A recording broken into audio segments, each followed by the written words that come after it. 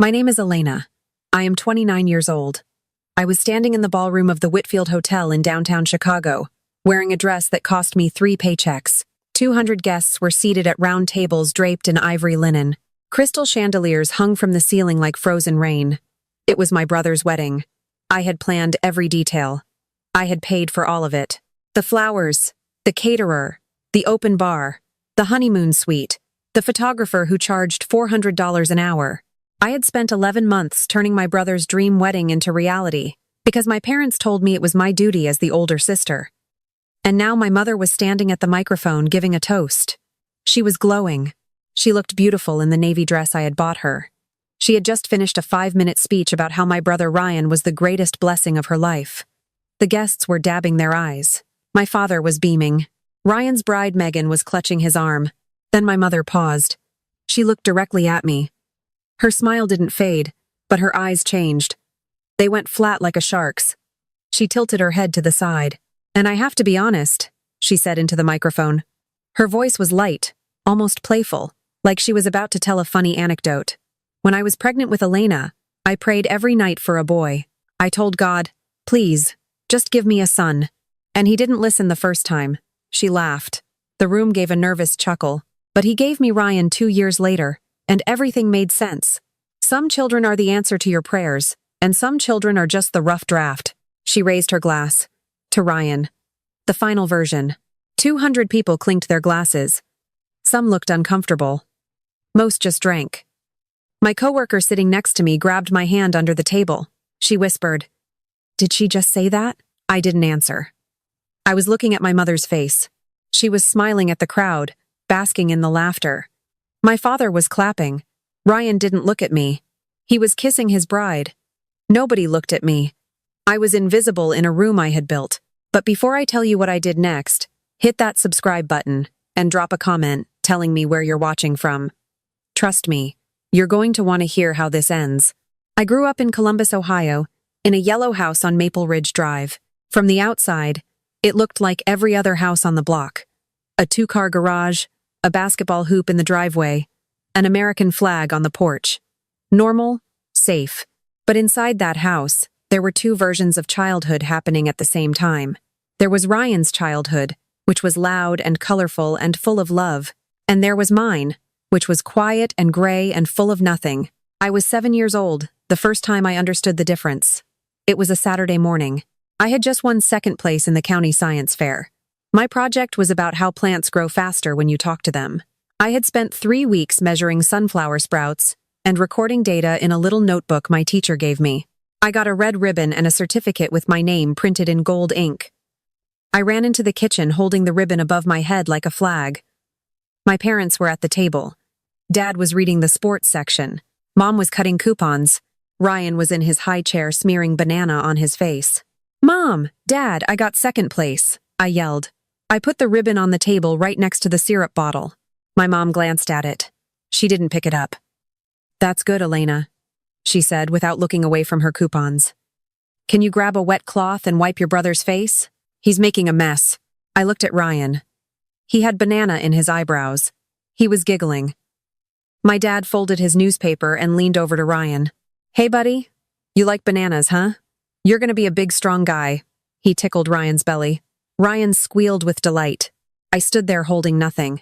The ribbon was already being absorbed into the clutter of the breakfast table. It would end up in a junk drawer by the afternoon. I grabbed the wet cloth. I wiped my brother's face. He grabbed my finger and smiled at me with his 4 little teeth. I didn't blame Ryan. He was a baby. But I remember thinking, even at 7, that something was wrong with this picture. It got worse as we grew older. Ryan was athletic. He played soccer, then basketball, then football. Every season, our house became a shrine to whatever sport he was playing. Trophies on the mantle. Team photos on the fridge. Bumper stickers on both cars. My parents never missed a game. They wore matching jerseys with his number on the back. They screamed his name from the bleachers so loud that other parents moved away from them. I played violin. I was good at it, really good. My teacher said I had a gift. I practiced 2 hours every day in my bedroom with the door closed. When I was 14, I got accepted into the Ohio Youth Orchestra. It was a big deal. Only 30 kids in the whole state made the cut. I told my parents at dinner. We were eating meatloaf. I remember the exact moment because the silence that followed my announcement lasted so long that I could hear the kitchen clock ticking. That sounds nice, my mom said. She took a bite of meatloaf.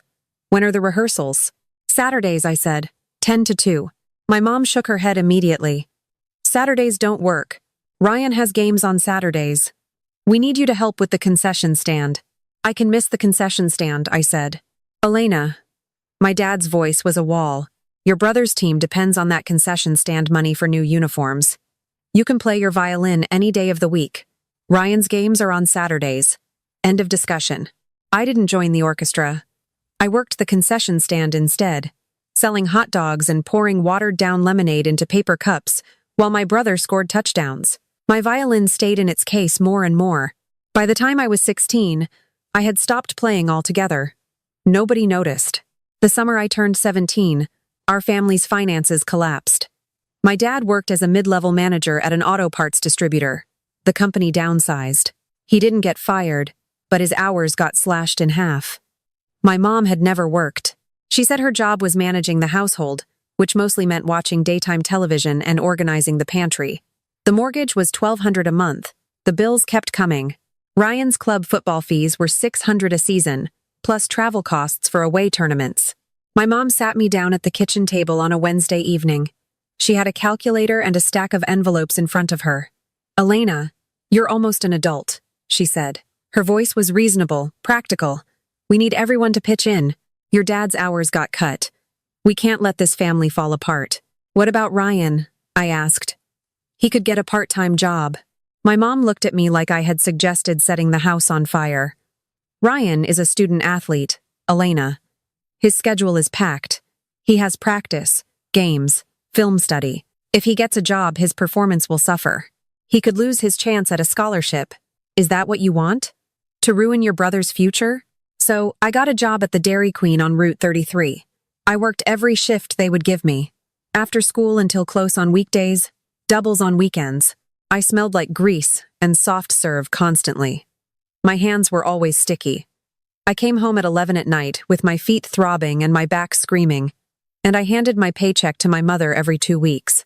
$340. Then $400. Then $450 as I picked up more hours.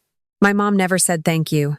She just opened the envelope, looked at the amount, and sometimes sighed like it wasn't enough. One night in January, I came home from a closing shift. It was past midnight. The roads were icy. I had walked the last mile because my car wouldn't start in the cold and I couldn't afford a tow. My fingers were numb. My nose was running. I opened the front door and the house was warm and smelled like popcorn. Ryan and my dad were on the couch watching ESPN. They had a bowl of popcorn between them and cans of soda on the coffee table. Hey, I said. My voice was hoarse from the cold. My dad didn't turn around. There's no milk. Can you pick some up before school tomorrow? Ryan needs it for his protein shakes. I stood there in my wet coat, shivering, and stared at the back of their heads. They were laughing at something on the screen. I was 17 years old, paying for the electricity that powered that television, and they needed me to buy milk for protein shakes. I bought the milk the next morning. I was late to first period. I survived high school. I got into the University of Illinois on an academic scholarship that covered tuition but not housing or books. I chose it because it was close enough that my parents said I could still contribute, but far enough that I didn't have to sleep in that house every night. I thought college would be my escape. It wasn't. It was just a longer leash. I worked 3 jobs through college. I was a barista at 5 in the morning. I tutored freshmen in statistics from noon to 2. I cleaned the athletic facility in the evenings, mopping locker room floors that smelled like sweat and bleach. Every month, I sent money home. $500, then $700, then $1,000 when I got a raise at the coffee shop. My parents never asked how I was doing in school. They never asked if I was eating. They asked when the next transfer was coming. Ryan, meanwhile, got his football scholarship to Ohio State. Full ride. My parents nearly lost their minds with joy. They threw him a going-away party with a DJ and a banner that said future NFL star. 60 people came. When I had left for college, my dad drove me to the bus station and said, "Call us if you need anything." He meant call us if you can send more money. I graduated summa cum laude. I got into Northwestern's MBA program. When I called to tell my parents, My mom said, "That's great, Elena. Listen, can you send an extra 200 this month? Ryan's fraternity has dues." I sent the 200. I ate ramen for 2 weeks to cover it. At Northwestern, something shifted inside me. I met people who came from families that actually supported them. I met a professor named Dr. Tanaka who pulled me aside after class one day and said, "Elena, you're one of the most driven students I've ever taught, but you look exhausted. Are you taking care of yourself?" Nobody had ever asked me that. I cried in her office for 20 minutes. She handed me tissues and didn't say a word until I was done. Then she said, "Whatever is draining you, you need to figure out if it's worth it." I graduated top of my class. I got hired by a management consulting firm in Chicago. Starting salary, $135,000. When the offer letter came, I stared at the number for a long time. It was more money than my father had ever made in a year. I called home. "I got a job in Chicago," I said. 6 figures. There was a pause. Then my mother said, "6 figures? Well, that means you can finally help out properly. Your father needs new tires. Ryan's lease is up on his apartment, and he needs first and last month's rent for a new place. And I've been looking at this knee surgery." "Mom," I said, "I just told you I got my dream job. And I'm happy for you," she said in a tone that suggested she was not happy for me at all. "But family comes first, Elena. We've been struggling while you've been off at your fancy school. I paid for the tires. I paid Ryan's deposit. I scheduled her knee surgery consultation. I moved to Chicago and set up automatic transfers from my checking account. $2,800 a month to my parents for mortgage and bills. $1,500 a month to Ryan for rent and expenses because somehow, at 27, my brother still couldn't fully support himself. He had bounced between personal training jobs and was now trying to become a real estate agent, which mostly meant he sat in coffee shops scrolling his phone and calling it networking. I was sending over $4,000 a month to people who had never once said they were proud of me. Then Ryan got engaged to Megan. My parents called me on a 3-way line, which they only did when they wanted something expensive. "Elena," my mom said, "your brother is getting married." "Congratulations," I said. "We need to talk about the wedding," my dad said. "Ryan and Megan want something nice. The Whitfield Hotel downtown. Ryan's looked into it. The full package is about $45,000. I was quiet. "We can't afford it," my mom continued. "Your father's been on disability since the back injury. My knee is still bad. Ryan is just getting his real estate career off the ground. He can't take on that kind of debt right now." "And you want me to pay for it," I said. "Your family, Elena," my dad said. "This is what family does." I should have said no. Every rational cell in my body was screaming no. But there was a small, stupid, stubborn part of me that thought maybe this would be the thing. Maybe if I gave them this, if I created this perfect day, they would finally see me. They would finally say, "Elena, we couldn't have done this without you. Thank you. We love you." I said yes. I spent 11 months planning my brother's wedding while working 60-hour weeks at my consulting firm. I negotiated with the hotel. I chose the menu. I coordinated with the florist, the band, the photographer. I flew to Columbus twice to take my mom dress shopping. I booked the honeymoon suite for Ryan and Megan. I even paid for bridesmaid dresses for Megan's friends, because Megan said it would be tacky if they didn't match. Total cost, $52,000. I put it on a payment plan and dipped into my savings. Not once during those 11 months did anyone say thank you. Not once did my mother call to ask how I was doing with the stress. Not once did Ryan say, "Hey sis, I appreciate this." They treated me like a vendor. They sent me requests and complaints. The napkins should be ivory, not cream. The band needs to know Ryan's favorite song. Can we add a chocolate fountain? Then came the wedding day, the toast, the rough draft. I sat at that table after my mother's speech, and the room was spinning. 200 people had just laughed at me being called a rough draft.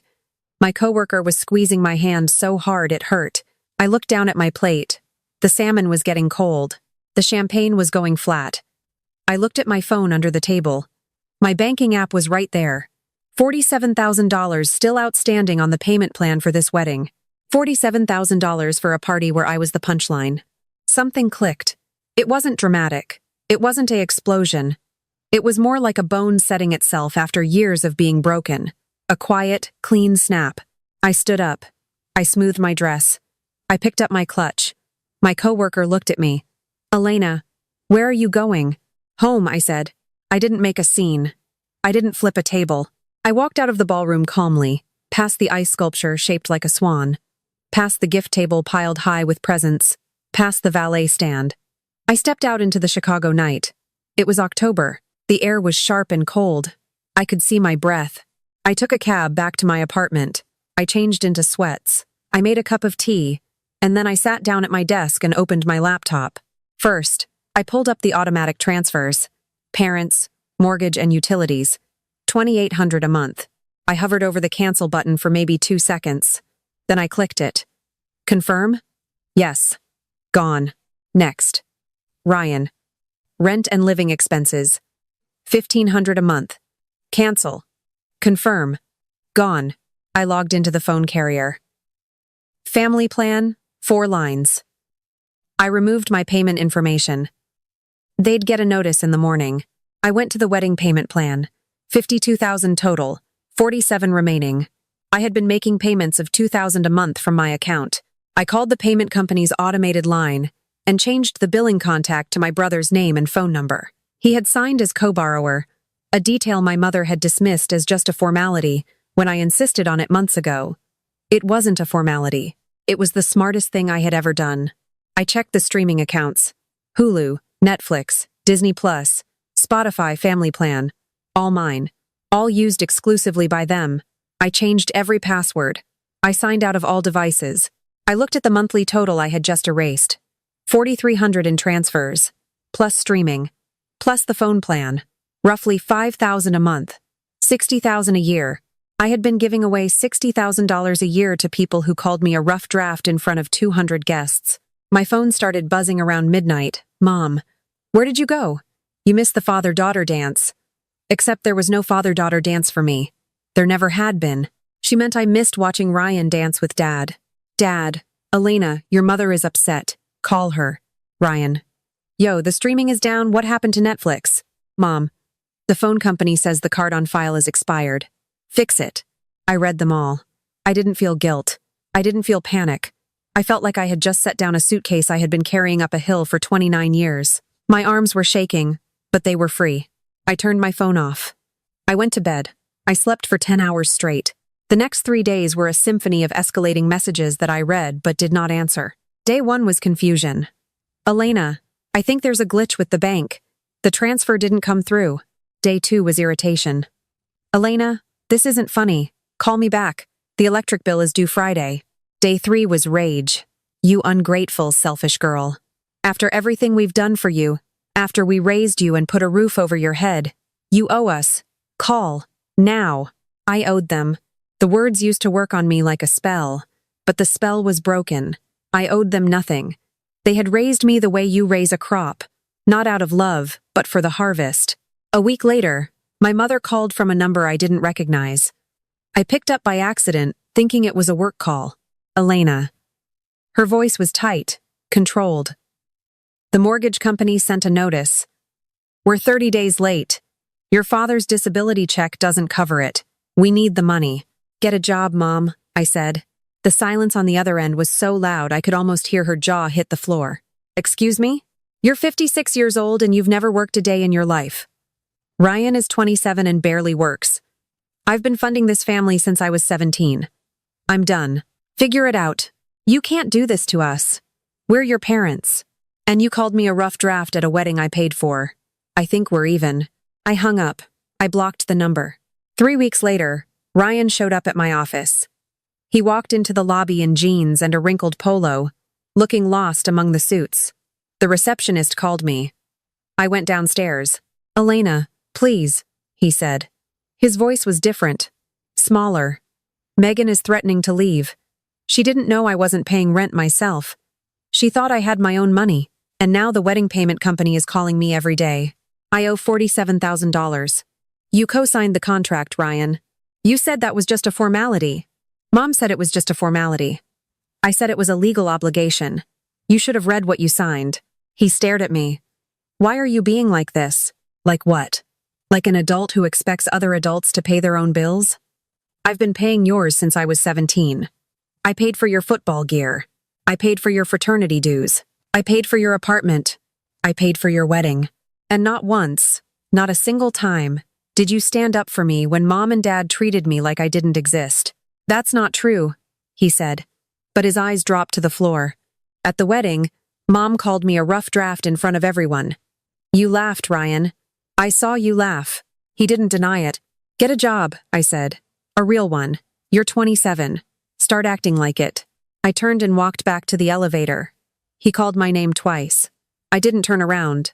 The months that followed were the quietest of my life, and I mean that as the highest compliment. Without the constant drain of money, I paid off my student loans in 8 months. I furnished my apartment properly. I bought a couch that didn't come from a thrift store. I started taking piano lessons because I missed making music, and I figured if I couldn't go back to the violin, I could start something new. I got promoted to senior consultant. My boss told me my work had improved dramatically in the last 6 months. You seem lighter, she said. Whatever changed, keep doing it. What changed was that I stopped carrying 4 people on my back. I made friends. Real ones. People who texted me to ask how my day was, not to ask for money. I joined a hiking group that went out every other Saturday. I went to therapy, where I spent 3 months unpacking a childhood's worth of neglect and learning to stop apologizing for taking up space. 8 months after the wedding, I heard through a cousin that my parents had downsized to a 2-bedroom apartment. My dad had gone back to work part-time at a hardware store. My mom had gotten a job at a grocery store, her first job ever at 57. Ryan and Megan had split up. Megan had found out about the debts and the lies, and she walked. Ryan was living in a studio apartment, working as a bartender, and slowly paying off the wedding that his ex-wife no longer wanted to remember. I would be lying if I said I felt nothing when I heard all of that. There was a dull ache, somewhere behind my ribs. But it wasn't guilt. It was grief. I was grieving the family I never had, the family I had kept trying to buy with my paychecks and my patience. That family was a fantasy. The real family was the one that called me a rough draft and expected me to smile about it. 1 year after the wedding, on a Saturday afternoon, I was sitting in a cafe reading a novel when my phone buzzed. It was an email from my mother. I almost deleted it, but curiosity got the best of me. It read, Elena, your father had a mild heart scare last week. He's fine. They put in a stent. I'm writing because Ryan told me you're doing well. I want you to know that I think about the things I said. I don't expect you to forgive me, but I want you to know that I know what I did. I know I failed you. I've started seeing a counselor through the church. She says I have a lot of work to do. She's right. I don't need money. I don't need anything from you. I just needed to say this. Mom, I read it 3 times. I closed my phone. I looked out the window at the people walking by on the street. A mother was holding her daughter's hand. The little girl was laughing, pointing at a dog in a sweater. The mother was looking down at her like she was the most interesting thing in the universe. I didn't cry. I didn't respond. Not that day. Maybe not ever. I hadn't decided yet. What I did know was this. I was sitting in a warm cafe on a Saturday afternoon with a good book and a full cup of coffee. Nobody was asking me for money. Nobody was comparing me to someone better. Nobody was calling me a rough draft. The sun was hitting the table just right, turning my coffee gold. My phone was quiet. My bank account was mine. My life was mine. I took a sip of coffee. It was still hot. I turned the page. Outside, the little girl was still laughing. The dog in the sweater was doing a little spin on its leash. It was a small, ordinary, beautiful moment, and I was here for it. Not in the background, not invisible, not paying for someone else's spotlight. Just here, in my own light, finally.